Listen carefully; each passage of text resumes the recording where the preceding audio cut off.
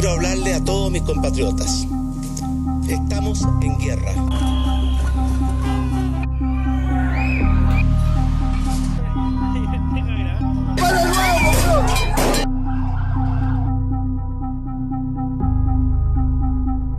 Chilenas y chilenos, un acuerdo por la paz, un acuerdo por una nueva constitución. Hola, bienvenidos a un nuevo programa de la Fundación Memoria, Debate y Espíritu, Miradas del 18 de octubre. Hoy nos acompaña a reflexionar un personaje muy relevante para la política chilena e internacional. Él es uruguayo, es académico de la Facultad de Gobierno de la Universidad Católica, escritor, cientista político. Hoy nos acompaña Juan Pablo Luna. Juan Pablo, muchas gracias por estar con nosotros. Muchas gracias por la invitación. Juan Pablo, nos comentabas que ha estado muy movido estas últimas semanas debido a los últimos lanzamientos de tus libros sobre la democracia. Y bueno, la pregunta de cajón, ¿cómo ves la democracia chilena? En general, las democracias liberales en el mundo han estado tambaleando, pero ¿cómo la ves? ¿Cómo ves la chilena? Sí, yo creo que parte de lo que vemos en Chile, o buena parte de lo que vemos en Chile, también refleja la crisis de la democracia liberal. Es un poco el punto del libro. Y creo que Y un poco el argumento que trato de hacer ahí es que estamos como muy obsesionados con hay una crisis de representación, va a llegar un populista y va eventualmente a terminar con la democracia, ¿no? Y me parece que, y parte de lo que quiero mostrar en el libro, es que hay otras formas de deterioro democrático que no tienen que ver necesariamente con la llegada de un populista ni con una extrema polarización a nivel social tampoco, sino más bien con un juego en el cual se da alternancia entre distintos liderazgos, ¿no? Se da a través del juego electoral la llegada al gobierno de coaliciones que vienen, digamos, con proyectos alternativos, pero luego no pueden básicamente gobernar, ¿no? Y se quedan muy rápidamente sin legitimidad, se quedan sin posibilidad de implementar políticas públicas que de alguna forma muevan la aguja para la ciudadanía. Y esto termina generando algo así como una muerte lenta o una agonía más que una muerte final de la democracia, ¿no? Con respecto a eso y sobre todo a la crisis de representatividad, tú escribiste hace unos años un libro que se llama En vez del optimismo. Un par de columnas y un análisis y una reflexión sobre este tema, pero que fue escrito hace muchos años atrás. ¿De alguna otra manera eso era parte de esto que hoy día vemos? Sí, yo creo que y parte, digamos, de la motivación para ese libro, que es una serie de columnas que estuvieron escritas en 2016, 2017 y que vienen de mi trabajo de tesis anterior, era tensionar un poco esta idea de que Chile era un modelo y una democracia excepcional en América Latina, ¿no? Y poner bajo la lupa los problemas de representación política que había en el país y que tenían que ver sobre todo con algo que se veía venir desde hace mucho tiempo y que estaba ahí desde hace mucho tiempo, que es la fuerte desconexión entre los partidos políticos, que arriba se veían muy bien, muy sanos, digamos, de muy buena calidad en contexto comparativo latinoamericano, pero que se habían quedado sin raíces en la sociedad, que movilizaban a la gente en función de caudillismos locales, de personajes, digamos, más bien llamativos, estridentes, ¿sí? Pero donde había muy poca vida orgánica de los partidos, donde había muy poca capacidad colectiva de los partidos, donde empezaba a verse el discolaje, por ejemplo, que hoy, digamos, irrumpe más claramente.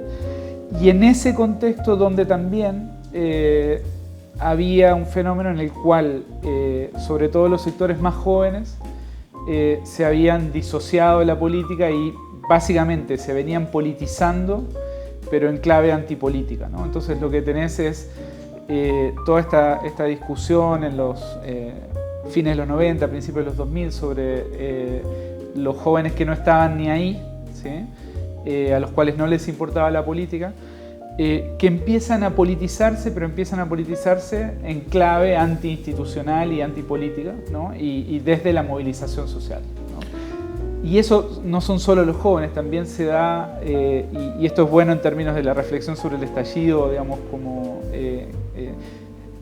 el estallido empieza en clave local, a nivel de comunidades locales que empiezan a protestar contra problemas que tienen, digamos, ahí en sus distintos territorios, digamos, en sus distintos lugares, muchas veces fuera de Santiago, ¿sí? Donde lo que se ve es esta irrupción de protestas que el sistema político no puede procesar. Qué importante eso, de alguna otra manera, esta crisis de representación, esta baja credibilidad también en las instituciones. Hemos visto, bueno, la última CEP también pone a los partidos políticos, ahora al Poder Judicial, en muy baja escala. Y de alguna otra manera el estallido viene como a culminar esa crisis. ¿Cómo es esa reflexión respecto a estos años que se venían viviendo de crisis en los partidos, en lo económico, los casos de colusión, la corrupción, en los casos Pentas o Quimich previo, la crisis de la iglesia? O sea, había una serie de antecedentes. Sí, y ahí es súper importante también para lo que está pasando hoy en Chile, ¿no? De nuevo con los nuevos casos de corrupción. Pero si uno mira los 90 y los 2000 y los 2010, empiezan a sucederse una serie de escándalos de corrupción que de alguna forma van minando la confianza en distintas instituciones y van minando la confianza del sistema, ¿no? Y empiezan a consolidar esta idea, o que yo creo que es como lo que emerge en el estallido, lo que explota en el estallido, que tiene que ver con, yo en ese libro del 2017 lo llamaba una coalición del abuso, digamos, ¿no? O sea, esta idea de que acá había un sistema que reproducía los privilegios de una élite que no era tan meritocrática ni tan institucional como nos decían, ¿no? Lo otro, y me parece que es un punto importante también de poner sobre la mesa, es que el estallido es una combinación de causas, digamos, y es casi, digamos, como un terremoto, ¿no? O sea, son una serie de tensiones acumuladas, no en este caso demasiado articuladas, que eventualmente en un contexto particular emergen, digamos, y se hacen más visibles. Y en ese sentido también es importante, y esto lo han dicho varios economistas, el frenazo del crecimiento económico, ¿no? En buena medida el sistema o el modelo chileno, entre comillas, digamos, tenía una fuente de legitimidad por defecto que estaba dada por la capacidad de crecer, de incorporar al consumo, de incorporar a la modernidad, diría Carlos Peña, ¿sí? A sectores importantes de la ciudadanía, ¿no? Y esa capacidad se frena también por el lado económico. Citando a Carlos Peña de nuevo, ese malestar que estaba, de alguna otra manera se canaliza, o uno se podría preguntar cómo se canaliza. O sea, la élite política, el sistema político, el gobierno, el ejecutivo, lo canalizan a través de este acuerdo. Hay un mes entre el 18 de octubre y el 15 de noviembre en donde claramente se vio tambalear el gobierno del presidente Piñera y en general la democracia, ¿no? O sea, yo creo que nos contamos el cuento de que se había canalizado, ¿no? Y mi impresión es que lo que muestran, y de nuevo, digamos, yo creo que acá hay una cuestión muy chilena, ¿no? De engrupirse, digamos, de contarse estos cuentos, digamos, desde arriba respecto a la excepcionalidad de la institucionalidad chilena. Y yo tengo ciertas discrepancias con la tesis de Peña. Creo que la élite política se convence rápidamente, digamos, de que la clave es constitucional y que la clave es buscar una solución constitucional. Creo que ese es un error y lo argumenté en su momento. Y creo que lo que reflejan los dos procesos constituyentes fallidos, ¿sí?, es de alguna forma la incapacidad recurrente y persistente de la política en Chile de vertebrar y de canalizar institucionalmente el conflicto o la demanda ciudadana, ¿no? Y eso termina generando muy rápidamente una profundización de la crisis de legitimidad. Yo en algún momento pensé, cuando la elección de la primera convención, que dado el resultado de la elección, ¿sí?, había ahí una oportunidad de relegitimar el sistema, en parte porque había un cambio, digamos, en términos de las caras, del color de piel, el género, digamos, de quienes participaban de esa convención. Pero rápidamente esa posibilidad se frustró, en buena medida porque, y me parece que esto es relevante ponerlo sobre la mesa, porque la convención reprodujo vicios del sistema político tradicional al que venía a reemplazar, ¿no? Y esto es súper interesante, me parece, como para pensarlo en perspectiva.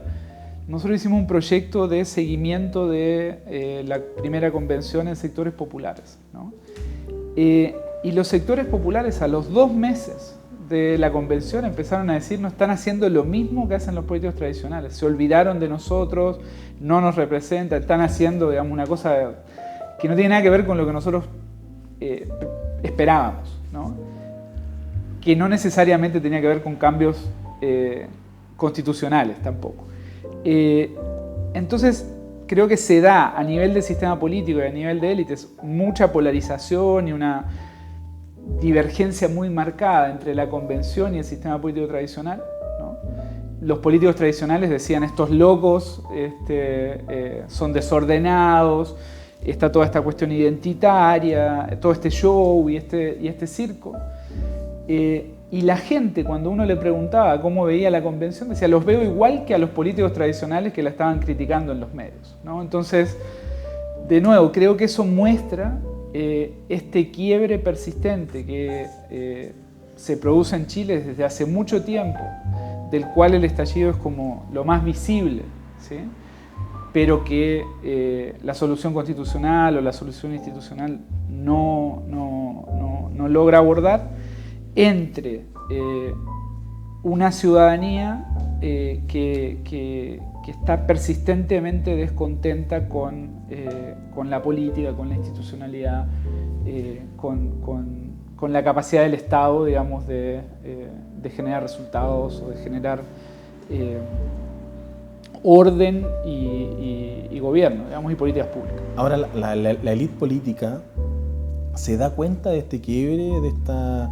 O está medio ciego, o en su efecto no lo quiere ver, no sé cuál es su opinión respecto a eso. O sea, yo creo que la élite política en el fondo se da cuenta y creo, y honestamente nadie sabe muy bien cómo solucionar esto, ¿no? O sea, esto tiene que ver más bien con reconstituir un lazo social, con generar relaciones sociales, ¿sí?, que en esta sociedad son muy difíciles de estructurar, dada la segregación socioeconómica, dada la distancia que hay muchas veces entre las élites políticas, económicas, sociales y una parte importante de la ciudadanía, ¿no? Y ante eso, hoy tenemos un sistema político que está orientado al corto plazo, que está orientado básicamente a rencillas más bien superficiales, muy estridentes, a peleas por los medios, por las redes sociales, ¿sí? Y en ese sentido creo que ese juego de corto plazo termina de alguna forma, es un dilema de acción colectiva, ¿no? Y termina perjudicándolos a todos, ¿no? Creo que todos se dan cuenta en buena medida, pero es muy difícil salir de este juego de corto plazo. Y por otro lado, y este es un poco el argumento de Democracia Muerta, el libro más reciente, que tiene que ver con decir, bueno, buena parte de la crisis de la política no necesariamente tiene que ver con la política, sino que tiene que ver con cómo ha cambiado la estructura social, ¿no? Cómo ha cambiado la sociedad y la sociología política de nuestra ciudadanía democrática. Cómo hoy los estados, ¿sí?, que antes tenían un poder bastante hegemónico, ¿sí?, empiezan a ser desafiados por arriba y por abajo, digamos, por abajo por cuestiones como la expansión de los mercados ilegales, ¿sí?, por arriba, por ejemplo, en torno a fenómenos como las grandes compañías de tecnología que hoy tienen más poder que muchos estados-nación en el mundo. Y esas condiciones estructurales hacen muy difícil, en mi impresión, hacer dos cosas que son fundamentales para la representación política en una sociedad democrática, que es, de alguna forma, estirar el tiempo social, ¿no? Los políticos que tienen legitimidad lo que hacen es, son exitosos en decirte, mira, estamos jodidos hoy, la estamos pasando mal, pero si vas conmigo y si vamos con este programa, de acá a 5 años nuestra vida va a ser mejor, ¿no? La política y los políticos eficaces en democracia lo que hacen es te estructuran un futuro creíble y deseable, ¿sí? Y por otro lado, la política lo que hace es comprimir el espacio, ¿no? Vos tenés miles de conflictos potenciales en la sociedad y los partidos políticos dicen, bueno, en realidad esto se resume o esto se sintetiza en una puja entre izquierdas y derechas, entre estados y mercados, etc. Esa capacidad de simplificar el espacio, ¿no? Para representar y de comprimir el tiempo, hoy se nos dio vuelta, ¿no? Y hoy los políticos viven al día, ¿no? Viven básicamente obsesionados con la próxima encuesta y pierden muy rápidamente su capacidad de sostener un futuro creíble. Y por otro lado, el espacio social se fragmentó de tal manera que hace muy difícil a los partidos representarlo, ¿no? Y ahí la izquierda se va a esta idea de las identidades, ¿no? Y trata, digamos, como de darle un poquito a cada uno y de segmentar mucho, digamos, distintos tipos de identidades. Y la derecha se va de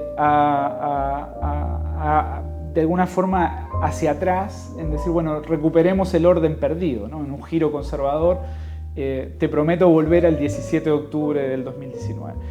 Y las dos son utópicas, ¿no? Las dos son muy difíciles de sostener. Eventualmente podés ganar elecciones con una u otra, ¿sí?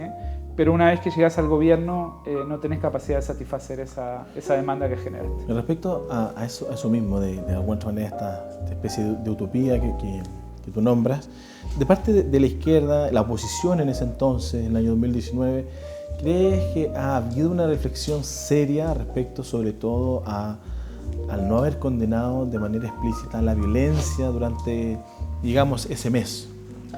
O sea, yo creo que hay obviamente un entusiasmo en la izquierda que ve esto ve el estallido, digamos, como un momento revolucionario, ¿no?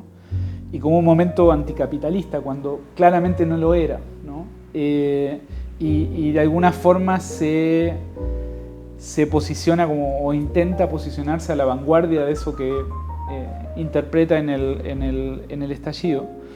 Y en ese sentido hay excesos, digamos, ¿no? En términos de, o hay una mirada benevolente respecto a la violencia. Pero a mí me parece que en lo que ha sido, digamos, el post-estallido y el, digamos, como un giro conservador que hemos tenido, sobre todo también, es muy difícil disociar las consecuencias del estallido de las consecuencias de la pandemia, me parece. Pero en ese contexto, digamos, hay un giro conservador donde se coloca el tema de la violencia y se empieza a ver el estallido solo como violencia, ¿no? El estallido delictual, el no condenaron la violencia suficientemente. ¿Y ahí falta una reflexión de parte de la derecha? Yo creo que sí. Para no quedarse solo con... Creo que en ambos lados, ¿no? Creo que la izquierda no ha tenido tiempo de hacer esa reflexión. La izquierda debía haber hecho esta reflexión desde la oposición, no desde el gobierno, y es muy difícil hacerla desde el gobierno.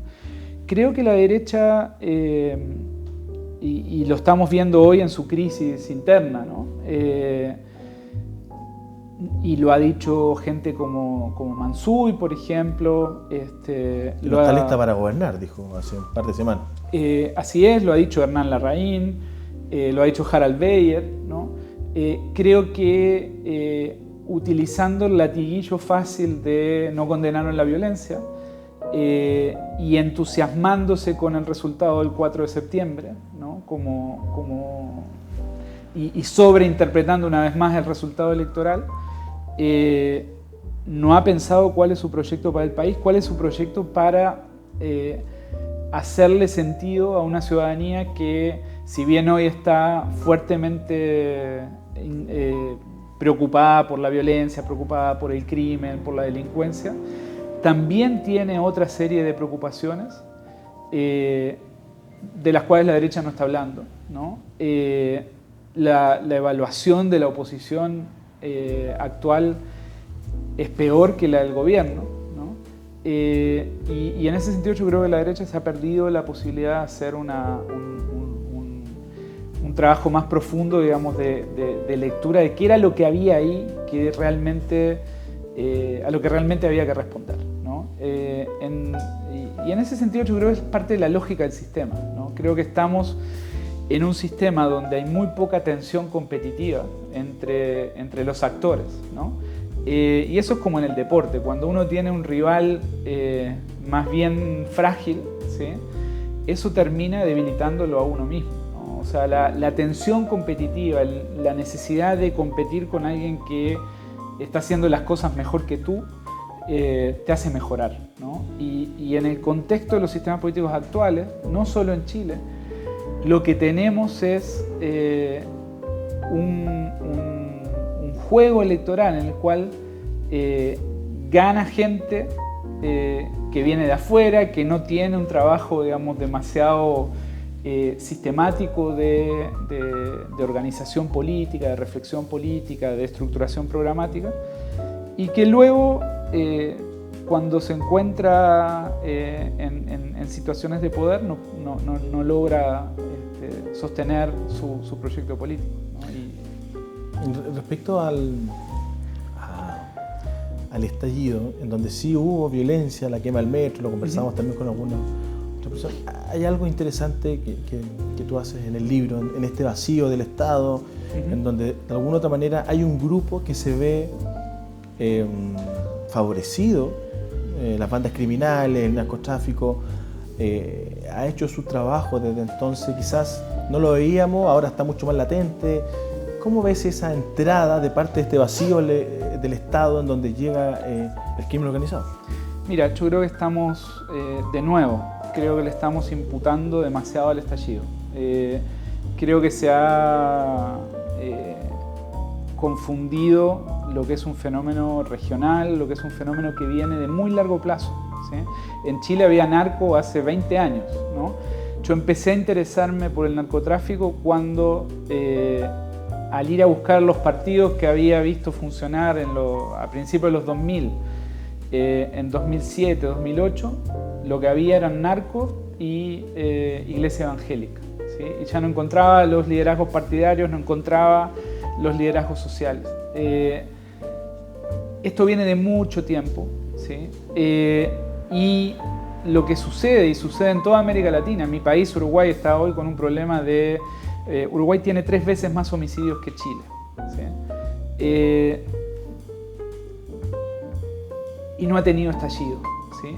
Lo que hay acá y lo que estamos viendo en la región es, sobre todo luego de la pandemia, asociado también a nuevos mercados ilegales que se abren, por ejemplo, con la migración intrarregional, ¿sí?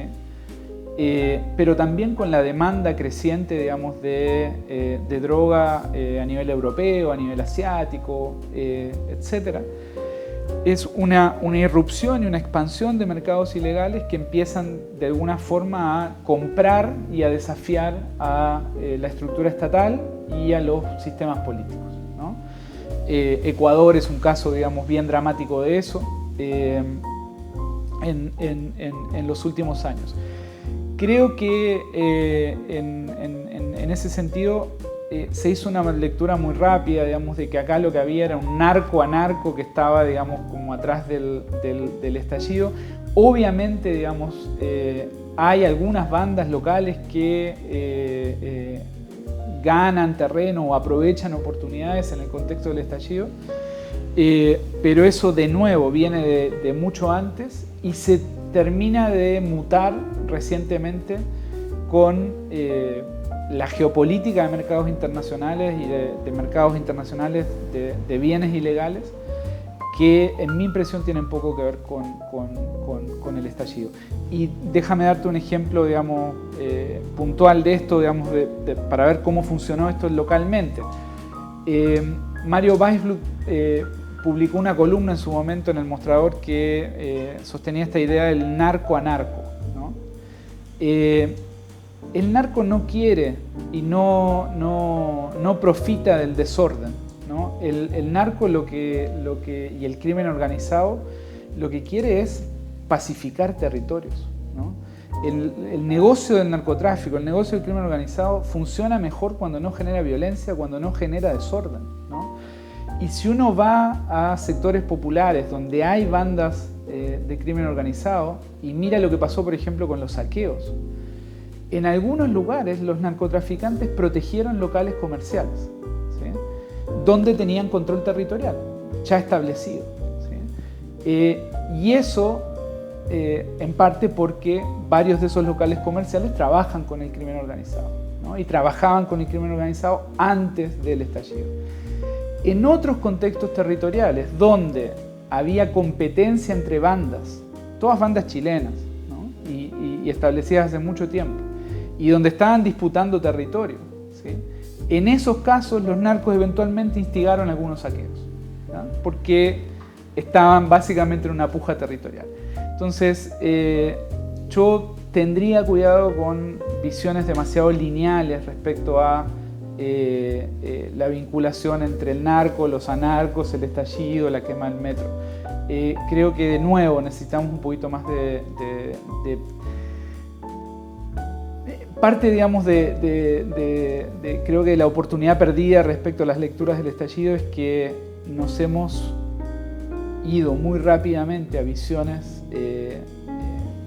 que son útiles para el debate político, que son útiles para la confrontación entre las distintas coaliciones en pugna electoral, pero que simplifican de tal manera los problemas y los desafíos que tiene Chile hoy, que nos han hecho perder mucha profundidad. Y respecto a cómo se puede construir legitimidad, o sea, legitimidad en todos los sentidos, política, social, económica. Es muy difícil. O sea, esto es como cuando uno conoce a alguien y tiene que construir confianza, ¿no? Es una relación, lleva mucho tiempo construirla, se rompe muy rápido si uno la traiciona, digamos, esa relación. Entonces, creo que acá no hay soluciones rápidas, ¿no? Mi impresión es que hace falta reconstituir tejido social, ¿no? Digamos, las raíces del problema en Chile son mucho más sociológicas que institucionales, ¿no? Y nadie tiene idea muy bien cómo hacerlo, más que tratar de estructurar relaciones con quienes hoy el sistema institucional no tiene una buena relación, no tiene una relación funcional, ¿no? Y eso es difícil en parte porque hoy, luego, digamos, de lo que han sido estos 5 años, esto lo ha descrito, por ejemplo, Katia Araujo, vos tenés una sociedad que se ha retraído fuertemente hacia lo individual, ¿no? Y que ha perdido incluso la confianza respecto a lo que puede hacer en comunidad, lo que puede hacer con otros. Una de las cosas que nosotros observamos en el post-estallido, fuera de Plaza Italia, Plaza Dignidad, como le quieran llamar, en los barrios, ¿sí? Es que hubo, digamos, los primeros meses y hasta la pandemia, hubo como un impulso más comunitario, ¿no? La gente empezó a salir, empezó a discutir problemas, digamos, en clave un poquito más general, digamos, un poquito más comunitaria, ¿no? Y creo que lo que han sido la experiencia de estos 5 años terminó por romper y por defraudar, digamos, esa construcción de comunidad más incipiente, ¿no? Y yo creo que sin eso, ¿no? Sin bienes públicos de buena calidad, ¿no? en Chile todo el que puede privatiza la salud, la educación, la seguridad, las áreas verdes, ¿no? Entonces no tenemos lugares donde encontrarnos y donde construir intereses comunes, ¿no? Sin eso es muy difícil anclar legitimidad, anclar la representación política que pueda hacer el trabajo que requiere la democracia liberal. Pablo, para ir cerrando, una última pregunta respecto a pocos días se van a cumplir 5 años del 18 de octubre. Yo siempre lo digo, unos van a conmemorar, otros van a celebrar, ahí cada sector de la sociedad dirá donde más la acomoda, pero ¿qué esperarías tú respecto a la élite política y también a la sociedad? Yo honestamente creo que nadie tiene mucho para celebrar, ¿no? Y en este sentido me parece que lo que expone, digamos, de nuevo el estallido es la precariedad, ¿no? De lo que pensábamos era un modelo de desarrollo viable, no solo para Chile, sino para la región. La precariedad de lo que pensábamos era un sistema institucional fuerte, ¿no? Y que hoy de nuevo con los nuevos casos de corrupción y con lo que se está discutiendo hoy, se revela como una precariedad bastante profunda y con mucha quilla, ¿no? Y en ese sentido a mí me parece que lo más razonable sería, o lo ideal, digamos, sería más que una conmemoración, una reflexión respecto a el diagnóstico que nos faltó hacer en aquel momento, los diagnósticos rápidos y cómodos que distintos sectores del sistema político optaron por realizar, y eventualmente en base a una mayor profundidad tratar de pensar qué se puede hacer, ¿no? Entendiendo que eso va a requerir mucho tiempo y que es una solución tentativa y difícil, compleja. Juan Pablo, muchas gracias por estar con nosotros. A ustedes, muchas gracias por la invitación.